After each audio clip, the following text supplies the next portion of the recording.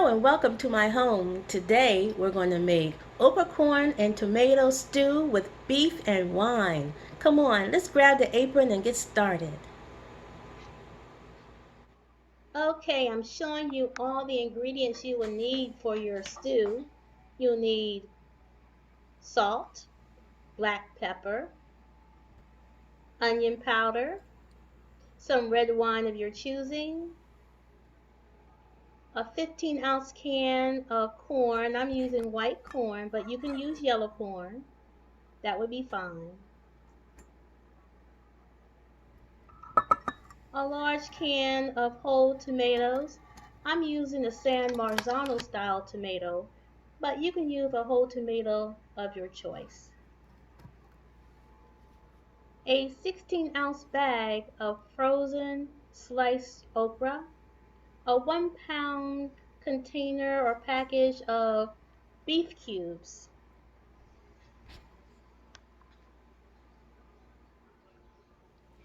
So what I've done is I've opened up a can that I had of the tomatoes and I'm pulling them out. These are whole tomatoes. So what I'm doing is pulling them out and breaking them up. I'm taking off the end part of the tomato and setting that aside because I'm not going to use that. And I'm going to break these up and go back in and finish off the rest. Sometimes they still have the peel on it. Pull off the peel so we can get down to that nice tomato flesh. That's what we want. Put that aside.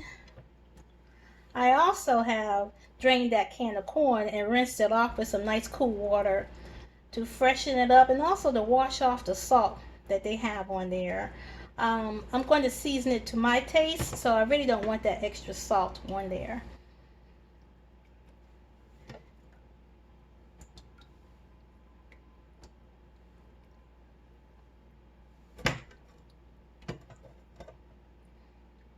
Okay, we're going to set the can of juice aside and I'll determine if I want to use any of that or how much I want to use. You know, cooking is really, it's a touch and feel, taste and see as you go. And that's how you really develop your cooking skills and how you can develop your own recipes. So what I'm going to do is rinse my hands and pour some olive oil into the pot and get that started so I can brown up my beef. I also have to rinse my beef off, so I'll be right back.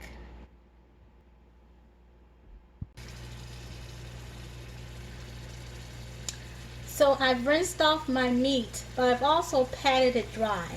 I want to get all that water off of there for a couple of reasons. One, so it doesn't splatter so much back at me, but also to help it to get a nice sear on it. If there's too much water, it may more steam rather than get a nice sear on it.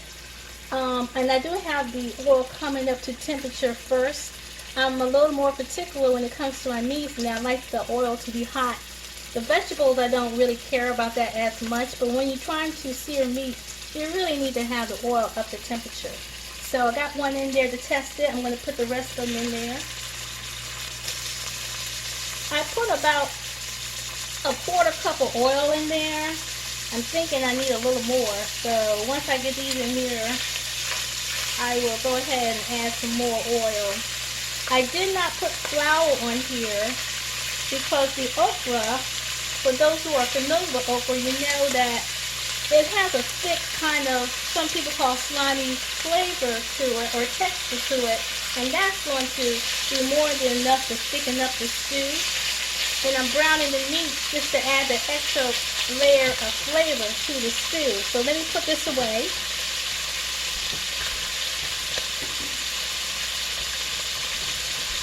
I got my tomatoes all done.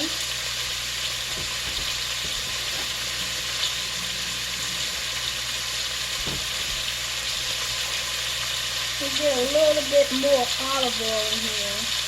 Just a little bit. While that is browning, I'm going to go ahead and wash my okra. Now the okra was that bad corn okra, and you have to kind of pick through it because you're going to find sometimes these heads of the okra, you don't want to use these. These are kind of stringy and not very pleasant to taste, so I take all these out.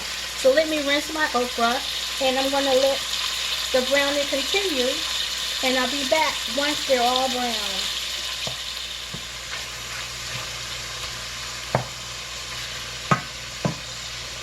Okay, it's coming along, but it's not there yet. I turned the heat up some more.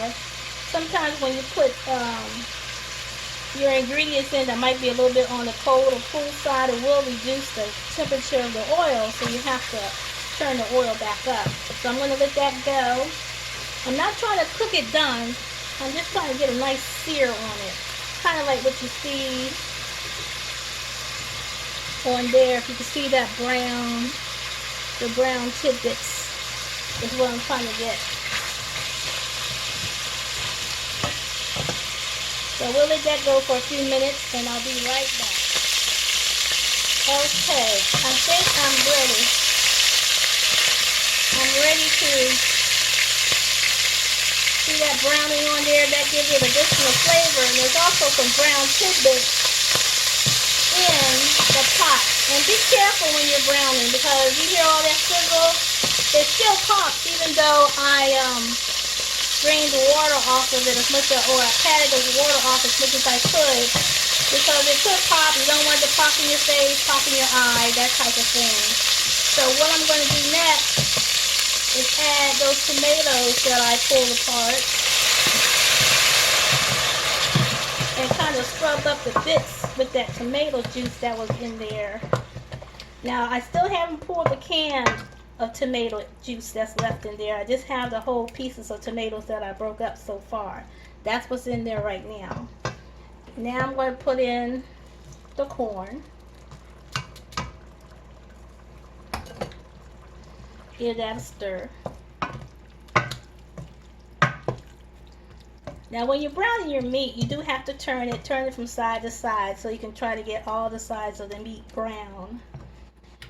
Now I'm going to put the okra in there. So I rinsed off and drained the okra. Try to get as many of those in pieces that I showed you out as much as possible. Sometimes you may see a little bad spot. You can take that out. It's just quality control over your food. I mean, you have control over it. So it's up to your discretion when you get into the kitchen. Now what I'm going to do is I'm going to add some water. I have 24 ounces of water. I'm going to see how that looks. Now there's going to be some water that's going to come out of that frozen corn, so I don't want to put too much in there. So I'm going to leave it at that. And then I'm going to put some of that red wine.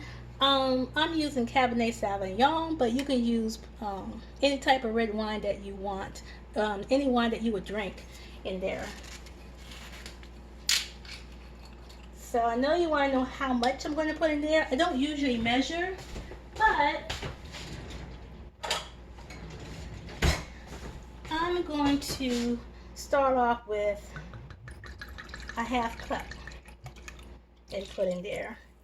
Now the wisdom is that the alcohol does cook out, although I've seen some controversy about that maybe all the alcohol does not cook out. I think it depends on probably the alcohol content of your wine and how long you're cooking it. Now I'm going to be cooking this for a while because I want these beef pieces to be nice and tender.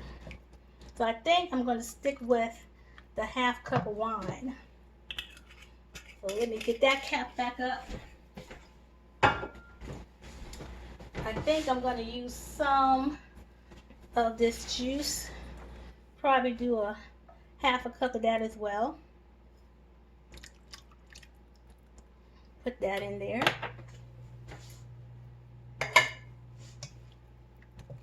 Now we have to do some seasoning. This seasoning is pretty simple. I'm going to do several turns of my pepper grinder. Now the salt, there was salt in these tomatoes. but it's not enough to flavor the okra and the corn and the beef. So I'm going to go ahead. I'm going to start off with a good, I'm going to say that's about a tablespoon. Because what you can do is you can season it after it cooks up some more, so you don't want to put too much salt in there in the beginning. So let this cook together, and then you check on the seasoning after it's cooked down. So I'm thinking this is going to cook, I like my beef really tender, so it's going to be somewhere from 90 minutes to an hour, 90 minutes to maybe a full 2 hours, maybe a little more. But we'll come back and check on it and see what it's doing. I almost forgot, I want to put some onion powder in there too. The onion powder, I'm gonna guess is about, I'm putting about a couple of teaspoons in there, just to give a little more flavor in the background of your stew. That smells good going in there actually. So I'm going to go ahead, bring this back up to temperature, put a lid on it, and then we'll come back and check on it and see how it's doing. But already I can see how yummy that's going to be. That's just fantastic looking stew right there. So this is, you know, we call it in my house okra, corn, and tomato stew. That's what we refer to it as. My mom used to cook this for us. Her mom used to cook it for her family. So this is something I think people have been cooking for a long time, but this is my variation on it, on how we do it. So let me go ahead, bring this up to the boil, put a pot on it, and I'll see you back at the stove as it gets more done. Okay, I think it is about done. I've been checking it every so often. I've been cooking it down on a lower temperature for the past hour and 25 minutes. And I think it's done. It's tender. I want you to see how tender that is. Look at that. That's how tender that meat is. That's what you want. You want it to be nice and tender. So I'm going to go ahead and dip up a bowl and let you see how that looks. Hold on just a second.